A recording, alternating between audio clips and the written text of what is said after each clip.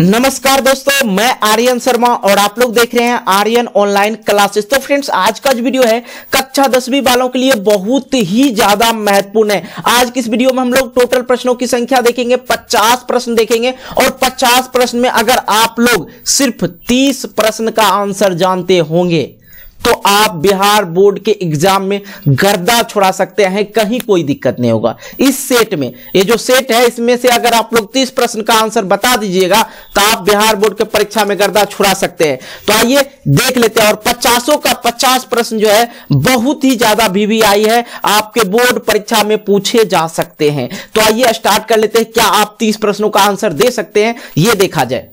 सबसे पहला जो प्रश्न है, आयोग का जन्म कब हुआ था? आयोग को जो था जन्म कब हुआ था? ठीक है, आयोग का जन्म कब हुआ था? तो आप लोग को आंसर करना है मेरे भाई, फटाक से आप लोग इस क्वेश्चन का आंसर कमेंट बॉक्स में कमेंट करके बताइए। ठीक है, पहला क्वेश्चन का हम आंसर नहीं बताएंगे, आप लोग को कमेंट करके बताना है। जल्दी से जो बच्चे बताएंगे उसका नेक्स्ट वीडियो में हम उनका नाम जरूर लेंगे। ठीक है, आइए दूसरे प्रश्न की ओर आते हैं। रामधारी सिंह दिनकर की कृति के लिए ज्ञानपीठ पुरस्कार मिला था। रामधारी सिंह दिनकर की कृति के लिए ज्ञानपीठ पुरस्कार मिला था। दूसरे नंबर का जो राइट आंसर हो जाएगा वो हो जाएगा सी। ठीक है, उर्वशी, उर्वशी के लिए। ठीक है, रामधारी सिंह दिनकर की कृति उर्वशी के लिए ज्ञानपीठ पुरस्कार मिला था। समझ गए? क्लियर हो गया? इसका राइट आंसर क्या होगा? सी होगा। क्या आप इसका आंसर जानते थे? आप जोड़ते चलिए, 2 नंबर से आप लोग जोड़ते चलिएगा कि इसका आंसर हम जानते थे, इसका आंसर नहीं जानते थे। उसके बाद बताना कि सर इसमें से हमने 50 में से 50 बना दिया या 40 में से 40 प्रश्नों का आंसर जानते थे। ठीक है, आगे की बात रही। ठीक, आइए अगला प्रश्न है दूसरा नंबर। नौबत खाने में इबादत साहित्य की कौन सी विद्या है? ठीक है, नौबत खाने में इबादत साहित्य की कौन सी विद्या है? तो इसका जो राइट आंसर हो जाएगा सी हो जाएगा, व्यक्ति चित्र। ठीक है, व्यक्ति चित्र, इसका राइट आंसर क्या हो जाएगा? सी हो जाएगा। ठीक है, अगला प्रश्न हमारे पास आइए चौथे नंबर। प्रेमधन अपना आदर्श किसे मानते थे? प्रेमधन जो राइटर थे वो अपना आदर्श किसे मानते थे? चौथे नंबर का राइट आंसर हो जाएगा भारतेंदु हरिश्चंद्र। भारतेंदु हरिश्चंद्र, इसका राइट आंसर डी हो जाएगा मेरे भाई। ठीक है, हाँ एक और चीज, इंपॉर्टेंट चीज मैं आप लोग को बताना भूल गया। वीडियो को लाइक नहीं किया है ना, तो वीडियो कर लीजिए लाइक और दोस्तों के साथ कर दीजिएगा शेयर। और चैनल को पहली बार देख रहे हैं, चैनल को सब्सक्राइब फटाक से कर लीजिए, क्योंकि इसी तरह वीडियो आप लोग को आगे भी देखने को मिल सकता है। 5वें नंबर प्रश्न है कि भारत मां की श्रेष्ठ मुख्य की, जो भारत मां की श्रेष्ठ मुख्य की तुलना कवि ने किससे की है? मुख्य का जो है तुलना किससे क्या है? यहां पे मुख्य लिखा हुआ, लेकिन मुख्य समझना, ये मुख्य की तुलना किससे की है ये बताना है। तो 5वें नंबर का राइट आंसर हो जाएगा छायायुक्त चांद। ठीक है, छायायुक्त चंद्र, इसका राइट आंसर क्या हो जाएगा? डी हो जाएगा। ठीक है, अगला प्रश्न हमारे पास है, अगला प्रश्न हमारे पास है कौन सा? ये भाई 6ठा नंबर। मिट्टी के आबोध मूर्त कौन है? मिट्टी के आबोध मूर्त कौन है ये बताना है आप लोग को। ठीक है, ऑप्शन ए है नेता, ऑप्शन बी है जनता और ऑप्शन सी है अधिकारी, ऑप्शन डी जो है मंत्री है। 6ठे नंबर का राइट आंसर क्या हो जाएगा? बी हो जाएगा मेरे भाई, जनता जो है मिट्टी की आबोध मूर्त है। ठीक है, अगला प्रश्न हमारे पास है 7वें नंबर। और 7वें नंबर प्रश्न में कह रहा हिरोशिमा कविता किसका चित्रण करती है? हिरोशिमा कविता जो है वो किसका चित्रण करता है ये बताना है। 7वें नंबर का राइट आंसर आप लोग का जो हो जाएगा डी नंबर हो जाएगा, आधुनिक सभ्यता की दुर्दशा मानवीय विभीषिका का। ठीक है, क्लियर हो गया। आइए अगले प्रश्न को करते हैं। अगला प्रश्न हमारे पास है 8वां नंबर। बिस्मिल्लाह खां के साथ किस मुस्लिम पर्व का नाम जुड़ा हुआ है? बिस्मिल्लाह खां के साथ किस मुस्लिम पर्व का नाम जुड़ा हुआ है? तो 8वें नंबर का जो राइट आंसर हो जाएगा डी हो जाएगा, मुहर्रम। ठीक है, मुहर्रम। अगला प्रश्न हम लोग देखेंगे। क्या आप इस प्रश्नों का आंसर जानते थे? कमेंट बॉक्स में जरूर बताएंगे। अगला प्रश्न हमारे पास है 9 नंबर और ये है महात्मा गांधी के अनुसार उदात्त व बढ़िया शिक्षा क्या है? महात्मा गांधी के अनुसार बढ़िया शिक्षा क्या है? ये प्रश्न VVI है 2017 में और 2014 में पूछा गया है। तो मेरे भाई बताना है आप लोग को कि महात्मा गांधी के अनुसार उदात्त एवं बढ़िया शिक्षा क्या है। तो 9 नंबर का जो आप लोग का आंसर हो जाएगा वो हो जाएगा सी, अहिंसक प्रतिरोध। ठीक है, अहिंसक प्रतिरोध। अगला प्रश्न हमारे पास है 10वां नंबर, वाणी कब विष के समान हो जाती है। वाणी जो है कब विष के समान हो जाती है ये बताना है। ऑप्शन ए है राम नाम के बिना, तीर्थ यात्रा के बिना, ज्ञान के बिना। ऑप्शन डी है इनमें से कोई नहीं। तो 10वें नंबर का जो राइट आंसर हो जाएगा आप लोग का वो हो जाएगा ए, राम नाम के बिना। अगर राम का नाम नहीं लीजिएगा तो आपकी वाणी जो है विष के समान हो जाएगा। इसका राइट आंसर ए हो जाएगा। ठीक है, अगला प्रश्न हमारे पास है, रसखान के रचनात्मक के समय किसका राज्यकाल था। रसखान जब रचना करते थे उस समय किसका राज्यकाल था। ऑप्शन ए है हुमायूं का, ऑप्शन बी है ऑप्शन ए जो है Akbar, option B Humayun, option C Jahangir और ऑप्शन डी जो है औरंगजेब। तो 11 नंबर का राइट आंसर हो जाएगा मेरे दोस्त सी, जहांगीर का। अगला प्रश्न हमारे पास है, कवि ने पर्जन्य कैसे कहा, किसे कहा, यहां होना चाहिए लिखा हुआ कैसे कहा। कवि ने पर्जन्य किसे कहा। तो यहां पे आप लोग को आंसर करना है। 12 नंबर का राइट आंसर हो जाएगा सी, बादल को कहा है। किसको कहा है, बादल को। अगला प्रश्न हमारे पास है 13 नंबर, साहित्य की परंपरा का पूर्ण ज्ञान किस व्यवस्था में संभव है। ठीक है, साहित्य का परंपरा का ज्ञान किस व्यवस्था में संभव है। 13 नंबर का आप लोग का राइट आंसर हो जाएगा सी, समाजवादी व्यवस्था में। आइए इसी प्रकार हम लोग अगले प्रश्न की ओर आते हैं। पंडित बिरजू महाराज का जन्म कब हुआ था। पंडित बिरजू महाराज का जन्म कब हुआ था, यह है 14 नंबर प्रश्न। इसका राइट आंसर हो जाएगा ए 4 फरवरी 1938 ईस्वी में पंडित बिरजू महाराज का जन्म हुआ था। याद रखना मेरे भाई। अगला प्रश्न हमारे पास है 15 नंबर, लॉ मादा मोजेल द एवेन्यू किसकी रचना है। ठीक है, यहां पे आप लोग को बताना है 15 नंबर, लॉ मादा मोजेल द एवेन्यू किसकी रचना है। ठीक है, 15 नंबर का राइट आंसर हो जाएगा बी, पिकासी। इसका राइट आंसर क्या हो जाएगा, बी, पिकासी। देखिए कैसा कैसा प्रश्न है। अगर आप लोग 30 प्रश्न का आंसर करते हैं तो गर्दा जरूर छोड़ा दीजिएगा। ठीक है, ला शतरुंज का धार्मिक उपयोग कब से कब तक हुआ था। ठीक है, ला शतरुंज का धार्मिक उपयोग कब से कब तक होता रहा। तो 16 नंबर का राइट आंसर हो जाएगा डी, 14वीं सदी से फ्रेंच क्रांति तक। ठीक है, इसका राइट आंसर डी हो जाएगा। अगला प्रश्न हमारे पास है 17 नंबर, मछली कहानी में किस वर्ग का चित्रण हुआ है। मछली कहानी में किस वर्ग का चित्रण हुआ है। तो 17 नंबर का राइट आंसर सी हो जाएगा, निम्न मध्य वर्ग का। ठीक है, निम्न मध्य वर्ग परिवार का। इसका राइट आंसर 17 का सी हो जाएगा। अगला प्रश्न हमारे पास है 18 नंबर, बहादुर लेखक के घर से अचानक क्यों चला गया। ठीक है, आप लोग को बताना है बहादुर अचानक लेखक के घर से क्यों चला गया। तो इसका राइट आंसर हो जाएगा सी, स्वयं के प्रति लेखक तथा उसके घर वालों के व्यवहार में आए बदलाव में परिवर्तन के कारण जो है बहादुर वहां से कल्टी मार दिया। ठीक है, निकल जाना ही अच्छा समझा। इसका राइट आंसर क्या हो जाएगा, सी हो जाएगा। अगला प्रश्न हमारे पास है, सहजात वृत्तियां किसे कहते हैं। सहजात वृत्तियां किसे कहते हैं। इसका राइट आंसर बी हो जाएगा, अनजाने स्मृतियां को। ठीक है, अगला प्रश्न हमारे पास है 20वां नंबर, नागरी लिपि के आरंभिक लेख हमें कहां से मिलता है। नागरी लिपि के आरंभिक लेख हमें कहां से मिलता है। इसका राइट आंसर आप लोग का हो जाएगा सी, दक्षिणी भारत से। इसका राइट आंसर क्या हो जाएगा, सी। अगला प्रश्न हमारे पास है, बेतमा दान पत्र किस समय का है। बेतमा दान पत्र किस समय का है। तो 21 नंबर का राइट आंसर ए हो जाएगा, 1020।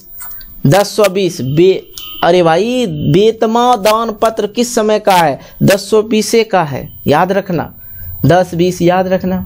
ठीक है, अगला प्रश्न हमारे पास आया 22 नंबर, पंडित बिरजू महाराज लखनऊ घराने के किस पीढ़ी के कलाकार थे। 22 नंबर।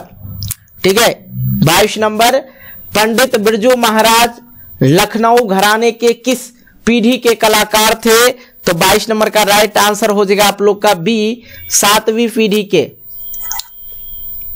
अगला प्रश्न हमारे पास है, सीता के बेटे ने सीता को कितने रुपये माहवारी खर्च देने का निर्णय लिया?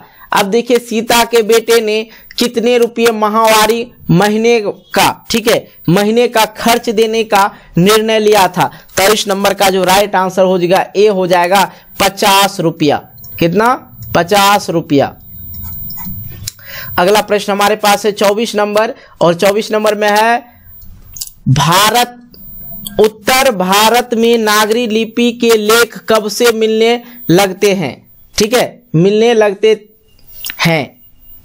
उत्तर भारत में नागरी लिपि का लेख कब से मिलने लगते हैं या लगा था, मिला था? इस तरह होना चाहिए प्रश्न, थोड़ा सा गलत लिखा हुआ कि उत्तर भारत में नागरी लिपि का लेख कब से मिला, ठीक है, कब मिला, ये हो सकता होना चाहिए प्रश्न, और इस तरह से भी पूछे जा सकते हैं, कोई बड़ी बात नहीं, घुमा फिरा के पूछते हैं। 24 नंबर का राइट आंसर ए हो जाएगा 8वीं सदी से।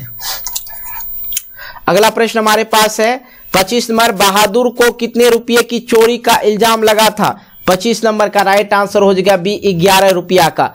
बहादुर पर कितने रुपये का इल्जाम लगा था? तो इसका राइट आंसर हो जाएगा बी, 11 रुपया का। अगला प्रश्न हमारे पास है, बुढ़ापे में कौन सा प्रत्यय है? यहां पे कौन ऐसे होता है मेरे भाई, कौन सा प्रत्यय है, ठीक है, तो बुढ़ापा, ऐसे प्रश्न आवे तो उसको 2 बार पढ़ना है। क्या करना है? 2 बार पढ़ना है। तो आप पढ़िए फिर से, बुढ़ापा, बुढ़ापा, पा आ रहा है जो छूट रहा, बुढ़ापा। इसका राइट आंसर क्या हो जाएगा? ए हो जाएगा, पा। अगला प्रश्न हमारे पास है 27 नंबर, निम्नलिखित में शब्दों में से कौन सा शब्द शुद्ध है? ठीक है, उच्छ्वास, उच्छ्वास, उच्छ्वास, ये दोनों तो सेम है, ठीक है, उच्छ्वास। अब देखिए यहाँ पे कौन सा शब्द जो है सही है, तो 27 नंबर का राइट आंसर हो जाएगा उच्छ्वास, उच्छ्वास, ठीक है, यहाँ पे दोनों सही है। अब देखिए टाइपिंग करने में ये थोड़ा मिस्टेक हुआ या क्या, या दोनों ऑप्शन दिया है, यहाँ पे जो ये लिखा गया है क्या कहते हैं, उच्छ्वास, तो उच्छ्वास जो होना चाहिए उच्छ्वास, इस प्रकार होता है, ठीक है, तो ये सही होगा, ठीक है। ये सारा गलत दे रखा है, इसके लिए नहीं टेंशन नहीं लेना, ठीक है। उच्छ्वास जो होता है, उच्छ्वास इस प्रकार से होता है, जो ऑप्शन में यहाँ पे टाइपिंग भी गलत हुआ है, ठीक है, इस प्रकार से उच्छ्वास होता है, तो टेंशन नहीं लेना, बाकी चीज़ मैंने सही कर दिया, कहीं कोई दिक्कत नहीं। तो 27 नंबर का राइट आंसर आप लोग समझ सकते हैं, यही होगा जो ऑप्शन में नहीं है, शुद्धवत जो है यही होता है, टाइपिंग गलत किया गया था। अब देखिए 28 नंबर, निम्नलिखित शब्दों में कौन शब्द शुद्ध है? ठीक है, 28 नंबर में है, निम्नलिखित शब्दों में कौन शब्द शुद्ध है, तो यहाँ पे इसका राइट आंसर जो हो जाएगा, इसका राइट आंसर ए ही हो जाएगा, चरमोत्कर्ष, ठीक है, इसका राइट आंसर ए ही हो जाएगा, ठीक है, चरमोत्कर्ष, ठीक है। अगला प्रश्न देखते हैं। अब देखिए ये शुद्ध शब्द आप लोग वहां पे देख के कर लीजिएगा, ये कोनो बड़ी बात नहीं है ये आप लोग के लिए, तो वहां पे अलग अलग ही आ सकते हैं, ठीक है। आइए अगला प्रश्न देखते हैं 29 नंबर, निम्नलिखित वाक्य में कौन सा वाक्य शुद्ध है?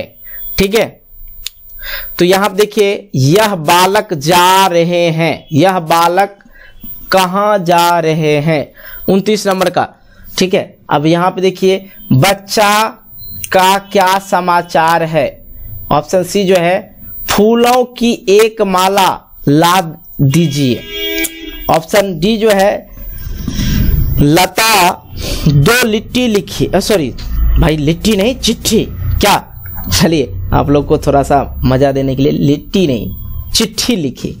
अब देखिए लिट्टी तो कोई लिख नहीं सकता, चिट्ठी लिखेगा। अब देखिए 29 नंबर को पकड़ना आप लोग को, 29 नंबर को, यहां पे सबसे पहले यह बालक कहां जा रहे हैं, पहला वर्ड गलत, बच्चा का क्या समाचार है, बच्चा का क्या समाचार है, ये भी गलत है। लता 2 चिट्ठियां लिखी, ये होना चाहिए, ये भी गलत है, यहाँ पे चिट्ठी लिखी लिखा हुआ है, गलत है, चिट्ठियां होती है ना, 2 चिट्ठियां लिखी या 2 चिट्ठी लिखे, ठीक है। तो यहाँ पे क्या है, फूलों की एक माला ला दीजिए, इसका राइट आंसर सी हो जाएगा। अकल पर पत्थर पड़ना मुहावरे का सही अर्थ क्या होता है? तो 30 नंबर पे आ चुके हैं हम लोग, और 30वें नंबर का राइट आंसर आप लोग का डी हो जाएगा, बुद्धि भ्रष्ट हो जाना। ना कहता रे लइका तोरा के अकल पे पत्थर पड़ गया है कि बुद्धि भ्रष्ट हो गया है तोर, ठीक है। अगला प्रश्न हमारे पास है, वर्ण कितने प्रकार के होते हैं? तो मेरे दोस्त वर्ण जो हैं 2 प्रकार के होते हैं, इसका राइट आंसर ए हो जाएगा। अगला प्रश्न हमारे पास है, स्वर वर्णों की संख्या कितनी होती है? वर्ण समझे, स्वर्ण वर्ण व्यंजन वर्ण ये जानते हैं ना जी।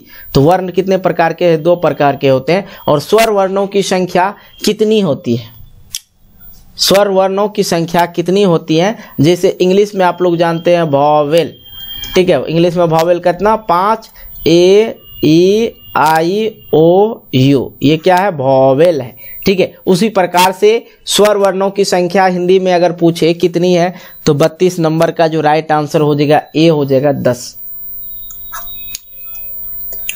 अगला प्रश्न आइए, अगला प्रश्न क्या है, व्यंजन वर्ण कितने हैं? तो व्यंजन वर्ण अगर पूछे तो इसका राइट आंसर आप लोग को सी करना है, 33।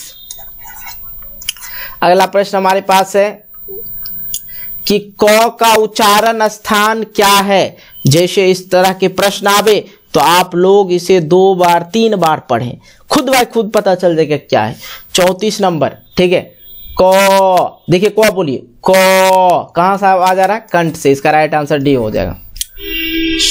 श का उच्चारण स्थान बोलना है, ठीक है। तालब श मूर्धन्य स दंत स, तालब श मूर्धन्य स दंत स, तीनों स को आप लोग बोल के करेंगे, ठीक है। तो यहाँ पे तब पता चलेगा आप लोग का कहाँ से किसका उच्चारण हो रहा है। इसका राइट आंसर जो होगा 35 का ए हो जाएगा, तालू से। आप बोल के एक बार ट्राई जरूर करें, ठीक है, ये सारी चीज। तो आइए अगला प्रश्न, 6 और 100 का जो है उच्चारण स्थान, 6 और मूर्धन्य स का उच्चारण स्थान है। अब ये सारे प्रश्न जब आवे, आप लोग को हम समझा रहे इस तरह के प्रश्न आएंगे, तो अगर आपको इस तरह के प्रश्न आवे तो आप इसे 2 बार 3 बार बोल के ट्राई कर लें, खुद ब खुद पता चल जाएगा। इसका राइट आंसर सी हो जाएगा, तालु से। देखिए 6 तालु से टच हो रहा है, तालु से बोल रहे हैं, और तालब श जो बोल रहे हैं किससे बोलेंगे? तालब श मूर्धन्य स, ठीक है। तालब श मूर्धन्य स दंत स, ठीक है, तालु से होगा, इसका राइट आंसर सी हो जाएगा। अगला प्रश्न हमारे पास है कि मौ का उच्चारण स्थान, मौ, फिर से बोलिए, बोलते चलिए आप लोग, मौ मौ मौ, जब बोलते हैं मौ मौ तो ये नासिका हो जाता है, इसका राइट आंसर सी हो जाएगा, मौ मौ, ठीक है। देखिए नौ का उच्चारण स्थान, 38 नंबर, 9 का उच्चारण स्थान, न डायरेक्ट नाक से ही बोलते हैं, न, मुंह खुला न बोल दीजिएगा, देखिए मुंह खोलिए और बोलिए न, आ जाएगा, नासिका हो जाएगा। अगला प्रश्न हमारे पास है ऊ का उच्चारण स्थान, 39 नंबर, ऊ क्या बोलते हैं?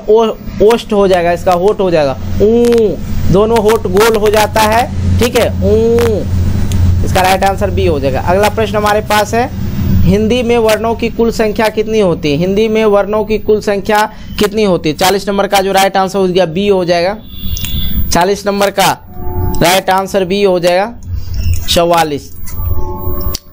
अगला प्रश्न हमारे पास है, ओ का उच्चारण स्थान कौन सा है? ओ का उच्चारण स्थान, ओ का उच्चारण स्थान 41 नंबर का जो आप लोग का राइट आंसर हो जाएगा, ठीक है, 41 नंबर का ए हो जाएगा। ओ बोलिए और इसको मार दीजिए टिक फटाक से, ओ कंठ में जा रहा सीधा, ओ, मुंह खोल लिए, जैसे मुंह खोलते हैं कहिए ओ, आ रहा कंठ से ही आवाज आ रहा है, लो, ठीक है। ऐसे इसी प्रकार आप लोग बोलिएगा ना, बहुत सारे 4-5 प्रश्न इस तरह के दे रहते हैं तो फटफट बनते चलेगा। इसका राइट आंसर क्या हो जाएगा? लो, बिना दांत के नहीं बोला जा सकता, लो, ठीक है। 42 नंबर का, 42 नंबर ए हो जाएगा भाई, दंत, लो, लॉ, ठीक है, लॉ का हो जाएगा दंत से। अगला प्रश्न हम लोग देखते हैं 43 नंबर, ए और ए का उच्चारण स्थान बताना। ए ऐ, आप लोग इस तरह बोलिए जिस प्रकार मैं बोल रहा हूं। ए ऐ कंठ और तालु से हो जाएगा इसका राइट आंसर, ठीक है। अगला प्रश्न है ड का उच्चारण स्थान 44 नंबर, ड का डी हो जाएगा मुद्रा। ड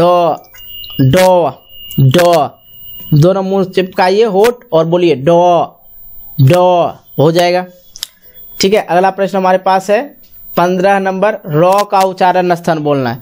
45 नंबर ना, 45 नंबर, र का उच्चारण स्थान बोलना है, मुद्रा हो जाएगा, ठीक है, मुंह से।